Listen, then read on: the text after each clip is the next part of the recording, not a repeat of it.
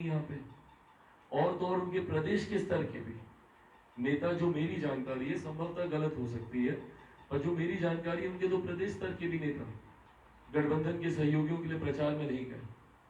तो ऐसे में उनका कैडर क्यों एक्साइटेड होगा, वाम दलों का वोटर क्यों एक्साइटेड होगा?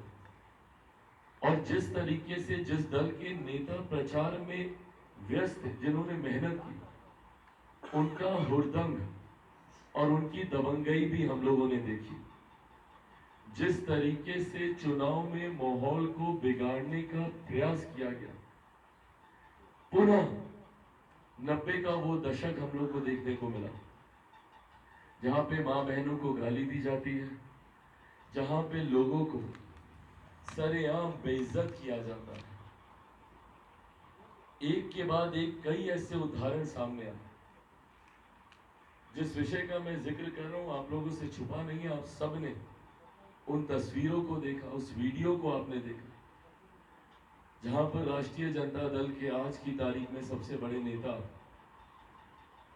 बिहार के पूर्व उप मुख्यमंत्री, जिनको मैं मेरा छोटा भाई मानता था, वो मंच पर मौजूद थे और उनके सामने जिस तरीके से मेरे परिवार के लोगों को गाली दी गई। और अफसोस इस बात का मुझे ज्यादा कि जिस तरीके से उसको कवर अप करने का प्रयास किया गया। भाई, हो सकता है कि तुरंत आपके बुद्धि विवेक, आपकी चेतना को ये समझ में नहीं आया होगा कि हमको कैसे रिएक्ट करना चाहिए। हो सकता है कभी कभी इंसान के नेचुरल रिफ्लेक्सेस तुरंत काम नहीं करते, स्पॉन्टेनियसली क्या रिएक्ट करना है, नहीं करना है, नहीं वो रिएक्शन आता है। पर सोचा समझा रिएक्शन भी ऐसा कि ऐसी बातों को तूल नहीं देना चाहिए।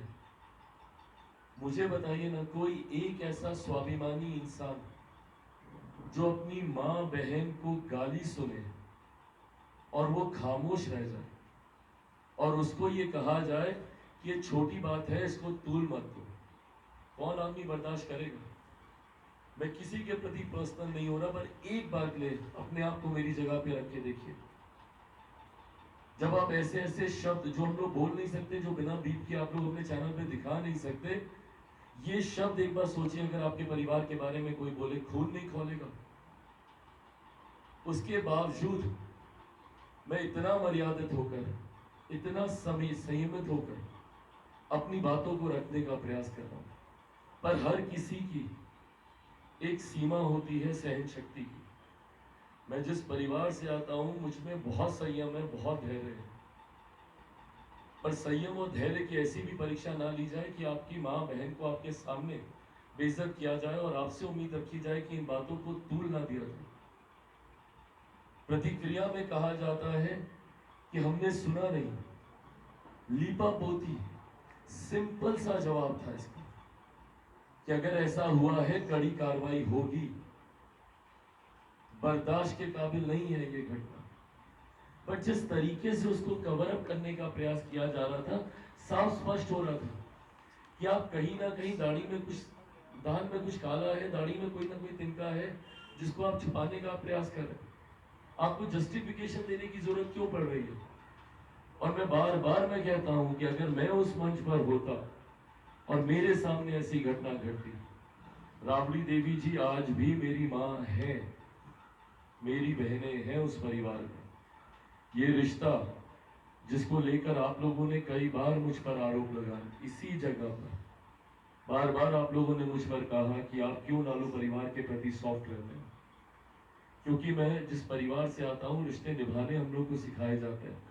मैं जिस परिवार से आता हूं, वहां पे रिश्तों की मर्यादाओं को बनाए रखना हम लोग को सिखाया जाता है। और मैंने हमेशा वही प्रयास किया, राजनीतिक मंच पे कड़े से कड़ा विरोध किया, पर कभी किसी के भी विषय में मैं व्यक्तिगत नहीं किया। पर यहाँ पर ना सिर्फ मेरे बल्कि मेरे परिवार को लेकर व्यक्तिगत हुआ गया। और उसके बाद जिस तरीके से मेरी बहनों के द्वारा भी इसकी लीपापोती करने का प्रयास किया गया, मीसा दी बाकी नेताओं के बयानों को दिखाकर मेरी मां को दी गई गाली को जस्टिफाई करती है। मेरी बाकी की बहनें बाकी दलों के नेताओं के द्वारा कही गई बातों को लेकर and let me be very clear when I से दिस, टिप्पणी और गाली में बहुत फर्क है। हो सकता है कि कोई टिप्पणी आपने ऐसे कर दी हो जो आपको लगे कि शायद मर्यादित नहीं है। हर किसी का एक देखने का तरीका हो सकता है।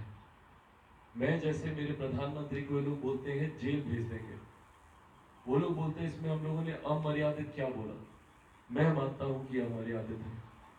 मेरे प्रधानमंत्री जिस तथ्य, जिस रुतबे, जिस तजुर्बे से वो आते हैं और देश के सर्वोच्च पद पर है, हमारे राष्ट्र के नेता है वो। आप हमारे राष्ट्र के नेता के बारे में इस तरीके की भाषा का इस्तेमाल नहीं कर सकते। पर उनको